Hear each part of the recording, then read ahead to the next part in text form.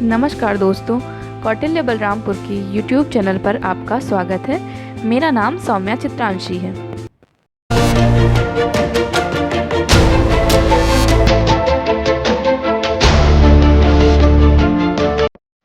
अखबारों में प्रायः देश के किसी न किसी भाग में बाढ़, भूस्खलन, भूकंप, तटवर्ती क्षेत्र में चक्रवात व सुनामी की खबरें चर्चा में रहती हैं। इस बार चर्चा में है बलरामपुर, श्रावस्ती, गोरखपुर में बाढ़ की तबाही। तमाम गांव के गांव टापुओं में तब्दील हो गए हैं।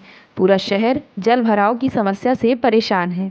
मैदानी क्षेत्रों में वर्षा ऋतु में बाढ़ एक समस्या के रूप में प्रतिवर्ष मुंह बाए खड़ी रहती है।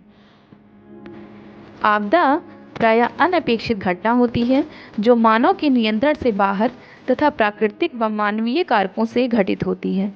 आपदाएं प्रगति में बाधा डालती हैं तथा प्रगति की ओर अग्रसर हो रहे राष्ट्रों को कई दशक पीछे ढकेल देती हैं।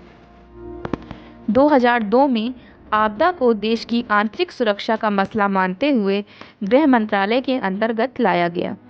आपदा प्रबंधन के इतिहास में भारत में एक बड़ा परिवर्तन 2005 में हुआ, जब डिजास्टर मैनेजमेंट एक्ट 2005 के तहत भारत सरकार ने अपनी कार्य योजना को एक चक्रीय क्रम में सजाया, जिसमें आपदा के आने के बाद इसके बचाव, नुकसान की भरपाई, निदान, फिर आपदा पूर्व तैयारी की जाती है। आपदाओं के खतरे का स्तर सभी इंसानों के लिए एक जैसा होता है, किंतु गरीब, वंचित वर्ग तथा आम लोग प्रकृति के प्रकोप से अधिक प्रभावित होते हैं। गांधी जी का कथन है कि प्रकृति हमारी जरूरतों को पूरा करने के लिए है, लालचों को नहीं। यह अब इस रूप में प्रासंगिक होने लगा है कि प्रकृति सिर्फ हमारी लालचों को पूरा करने का माध्यम बनकर रह गई है। जरूरतों से तो हमारा पेट कब का भर चुका है। यह बात समय रहते इंसानों को समझ लेनी चाहिए कि अगर इसी तरह हम प्रकृति की उपेक्षा करते रहे तो एक दिन हमारा भी अस्तित्व समाप्त हो जाएगा।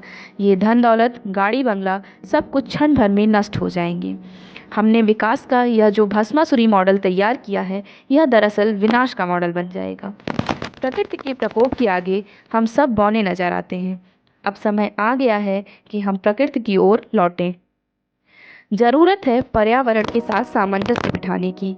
हम प्रकृति को सहेज लें, यही सच्चे अर्थों में विकास होगा।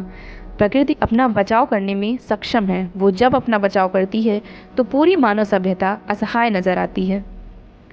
फिर भी यह उम्मीद की जा सकती है कि मानव अपनी गलतियों से सीख जरूर लेगा। वह अपनी ज़रूरतों को भी सीमित करेगा और लालचों को भी कम करेगा, जिससे प्रकृति का ऐसा प्रकोप देखने को ना मिले। आपको क्या लगता है इस बारे में कमेंट बॉक्स में अपनी राय ज़रूर रखें। बहुत बहुत धन्यवाद।